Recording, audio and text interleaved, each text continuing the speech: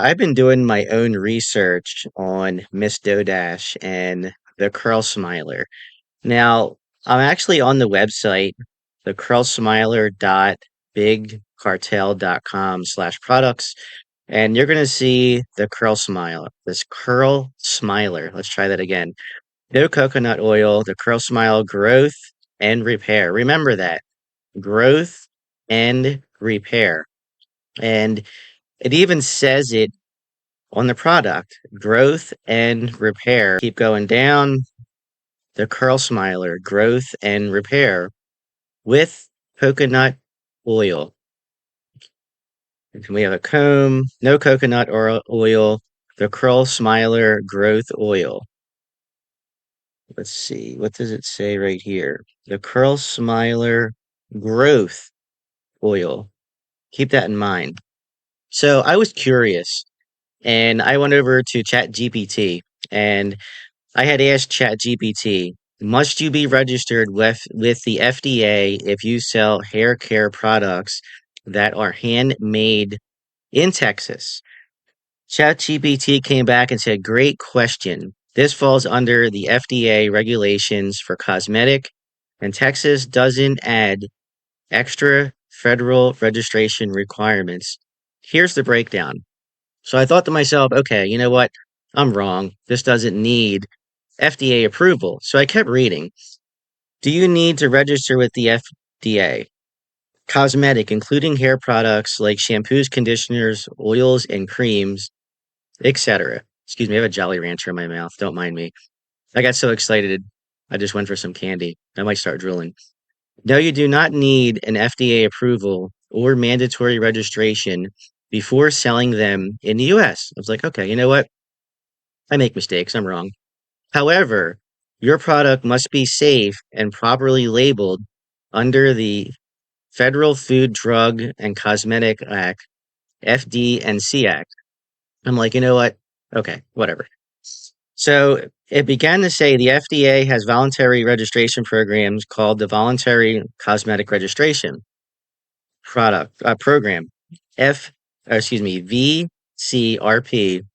and is not requirement, but can build consumer trust. Well, if you're Miss Dodash, you're going to need consumer trust, especially after what I'm about to share with you. So keep watching. Here's where it gets interesting. If your hair products make drug claims, example, regrows hair, treats dandruff, repairs scalp conditions, they are legally classified as drugs, not just cosmetics. In this case, FDA approval and registration is required before you can sell them. Regrows hair. Where did I see that? The Smiler Growth Oil. I swore I saw somewhere. The Curl Smiler Growth and Repair with coconut oil. Wow. So I think this needs FDA approval. Wouldn't you agree? Let me know in the comments. Let's just keep going. So it goes on to say Texas specific requirements, even though FDA registration isn't required for handmade cosmetics, Texas has its own rules. The Texas Department State of Health Services regulates manufacturing facilities that make cosmetics, blah, blah, blah, blah. Let's just keep going. Talks about labeling. Okay.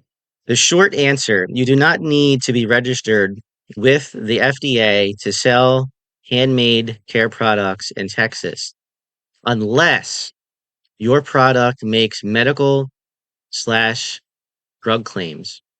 But you must follow the FDA cosmetic labeling and safety rules, and you need a Texas state cosmetic manufacturing license depending on your setup. I already looked up if she needed to wear gloves to make their product, and it's not a requirement in Texas, so she doesn't have to wear gloves. She doesn't want to. I got curious and I thought I'd look it up.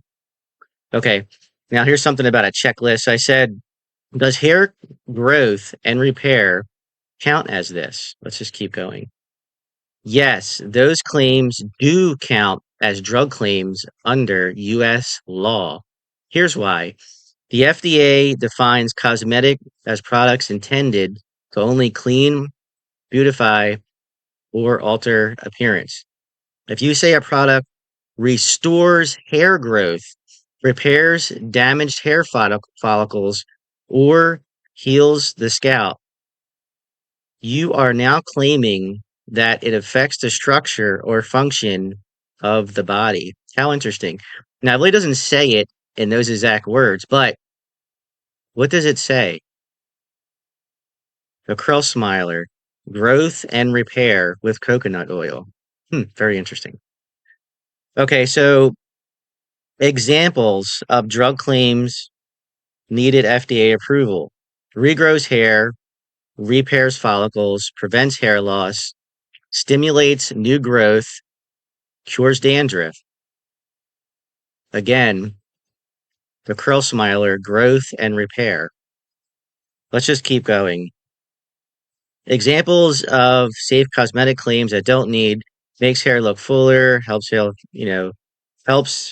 feel thicker, moisturizes dry hair, conditions and strengthens strands, adds shines and softness. Whatever.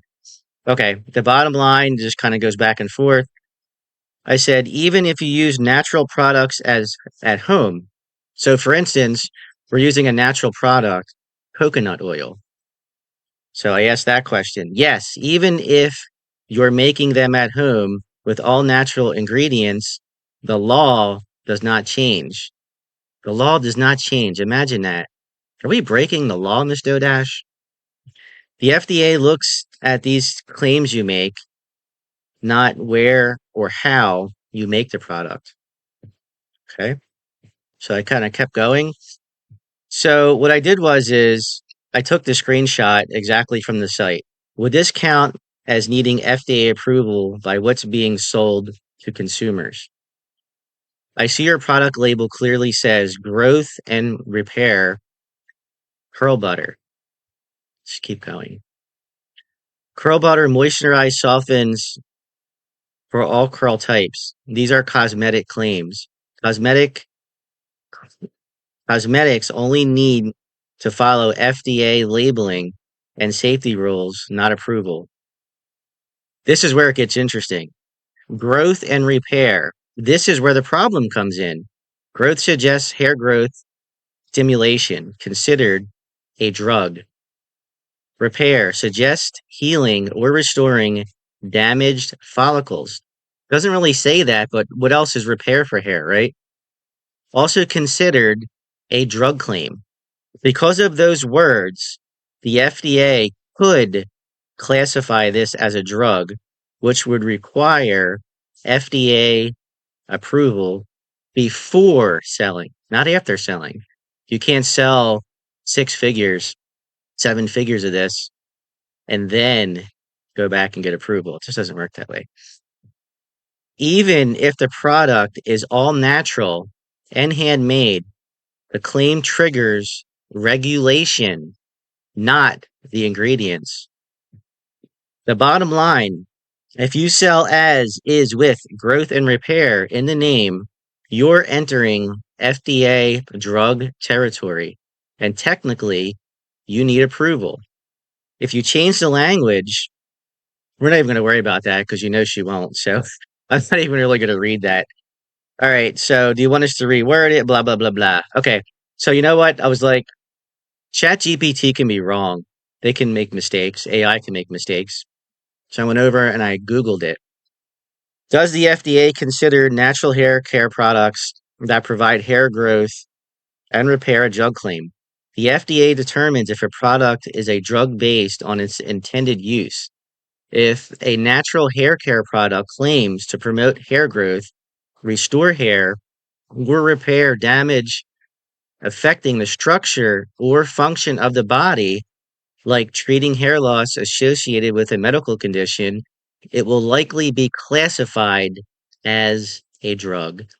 This applies even if the product marketed as a cosmetic or uses natural ingredients. Oh my God. Can Google be wrong? Can ChatGPT be wrong? Sure, it can be, but do you really think that this is FDA approved? What was the name of this again? Let's just go back here. Okay, let's just go back here. The Curl Smiler, right? Just so I don't spell anything wrong because I make mistakes. Food and Drug Administration, establishment or trade name. Let's just copy and paste it. Oh God, I'm really hoping that this comes up with a search result. I really hope it does. Let's check.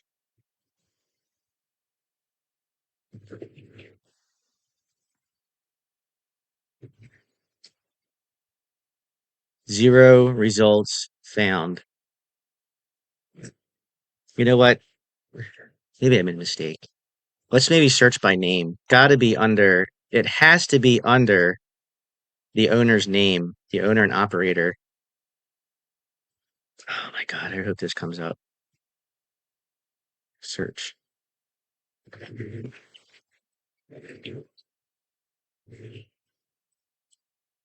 don't see any results.